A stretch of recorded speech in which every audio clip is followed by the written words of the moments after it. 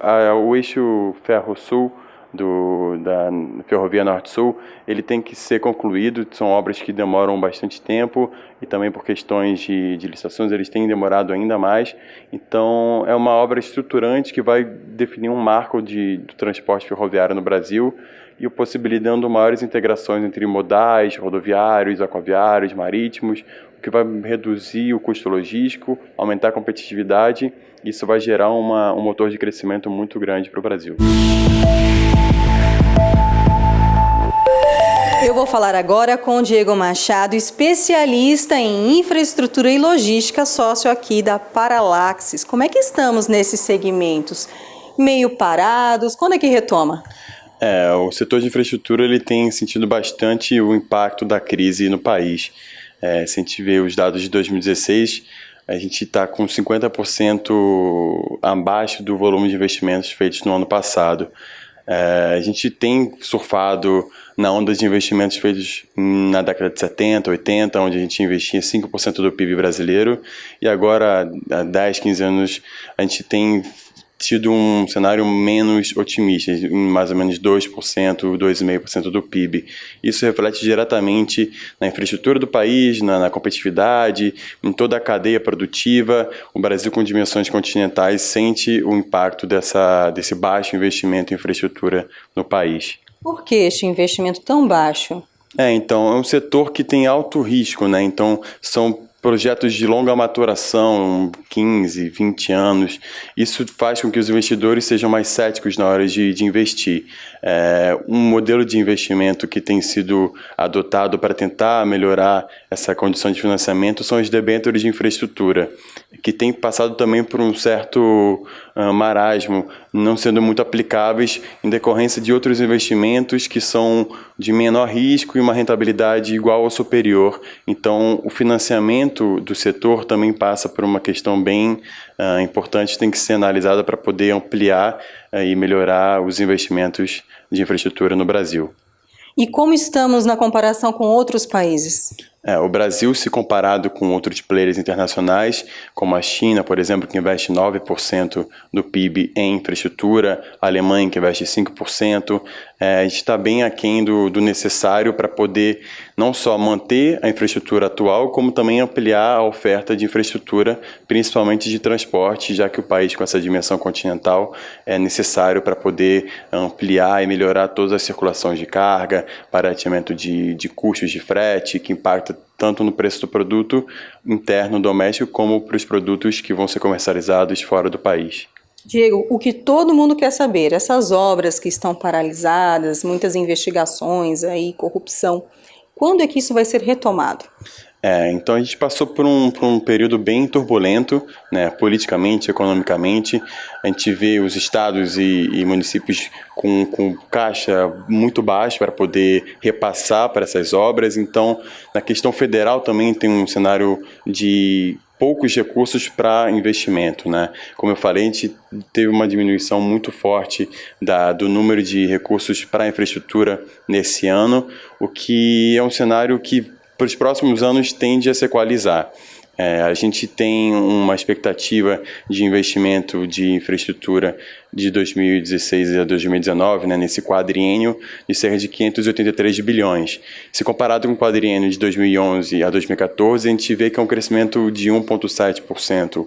Ele é marginal, ele é muito pequeno e ainda assim tem certas incertezas que ainda podem permear para que esses investimentos sejam concretizados aqui no Brasil. Esses investimentos devem vir com as privatizações? Sim, o governo Temer ele tem visto com bons olhos a participação do ente privado nas concessões e privatizações. É uma tendência até para equalizar melhor o caixa do governo, já que estão querendo diminuir gastos públicos e deixar a maior parcela de investimento para as empresas privadas.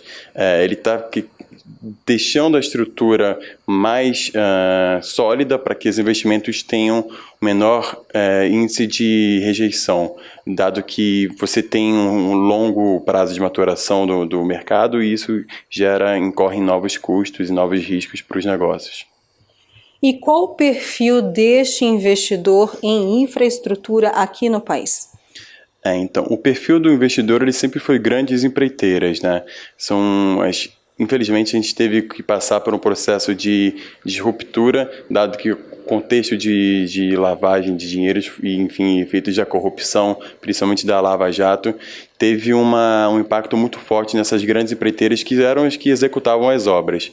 O governo está tentando algumas saídas para poder atrair pequenas e médias, ou seja, uma concessão que seria longa, com trechos de rodovias, por exemplo, mais longos, ele fatiou em pequenas concessões para que menores empreiteiras consigam acessar esses pacotes, esses planos, para poder retomar o investimento com base nessa nova estrutura, nesse novo contexto de empresas do Brasil. Os investimentos são certeiros, são corretos ou há muita lacuna aí, gargalos aí, coisas que realmente precisavam de uma maior atenção? O enfoque primariamente tem sido os setores de logística e transporte, né? Como você tem uma questão continental, a gente tem que equalizar melhor os custos, utilizar os modais mais adequados para cada situação, para cada carga, para cada distância. Então, os enfoques eles têm sido mais direcionados para a questão de logística e transporte. Nessa nova perspectiva do governo de investimento, eles têm também atentado bastante para a questão de mobilidade urbana, que é um tema que tem sido bem destacado pelos informes do governo e dos bancos de fomento público, que são os principais financiadores dos projetos de infraestrutura. Qual vai ser o time do investimento de fato em infraestrutura? O que o investidor está esperando? Então, a gente passou por um impeachment recente, então a estabilidade política ela cessou por um lado, mas o tempo de governo, ainda 2 anos de Temer, ainda não é um tempo para conseguir botar todas as políticas em xeque. Na minha opinião, eu acho que em 2018, com a mudança de governo, com uma nova estrutura política, passado esse tempo de Lava Jato, uma nova limpeza política, deixando as condições mais estáveis politicamente, economicamente, vai ser um fluxo natural de investimentos para o Brasil. O Brasil ele tem uma demanda agregada muito forte, ele tem um fluxo de pessoas, de cargas que justifica investir em infraestrutura no Brasil. Então, é uma questão de tempo até os ânimos se acalmarem e o Brasil retomar o ciclo virtuoso de crescimento que ele sempre teve. Por que o investidor nesse setor é mais cauteloso, espera esse tempo? Então, para os projetos de longa maturação, eles requerem estudos técnicos muito apurados. O Brasil tem algumas questões que ainda dificultam um pouco esse processo, questões de licitação, questões ambientais, estudos técnicos que também demoram para ser feitos. Então, tem um processo burocrático muito grande para você realmente, de fato, ganhar a licitação e botar as obras em práticas. E até no meio das obras aparecem novos problemas. Então, a questão principal é a gente conseguir equalizar, reduzir essas burocracias e conseguir estimular os investimentos com base num cenário de maior regulamentação, menor instabilidade jurídica, deixar um ambiente favorável para que os investimentos sejam de fato realizados no Brasil. Retomada do crescimento da economia, da geração de empregos, então, só a partir de 2018, com a chegada desses investimentos. O Brasil a gente já está passando por um basta, né, na situação. A gente já viu um PIB caindo diversas vezes, chegando no poço do poço econômico, né, que a gente diz. Para 2017 a gente espera um crescimento do PIB entre 0 e 0,5%, o que é algo bem baixo em comparação com os outros dados históricos de crescimento do Brasil. O emprego ele vem nesse ritmo de crescimento do PIB, né? Então, crescendo o emprego, cresce a demanda, cresce o consumo, o investimento volta a ser feito com uma demanda agregada futura mais robusta. As questões também da taxa de juros, que já está passando por um processo de baixa, enfim, são vários fatores conjunturais que vão impactar numa retomada do Brasil para um crescimento a partir de 2017 e 2018.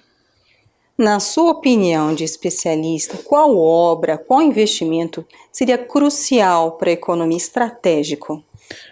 No meu ponto de vista, mais focado para a logística, que é um dos principais gargalos, né? O Brasil tem um custo logístico muito alto, que ele inibe muitas trocas comerciais com outros países, porque o nosso produto, ele da porteira para frente, para dentro, ele é bem produtivo, mas para fora, na questão de logística, de transporte, eles são bem mais caros por conta dessa ineficiência de logística. No meu ponto de vista, eu acho que o eixo Ferro-Sul da Ferrovia Norte-Sul, ele tem que ser concluído. São obras que demoram bastante tempo e também por questões de licitações eles têm demorado ainda mais.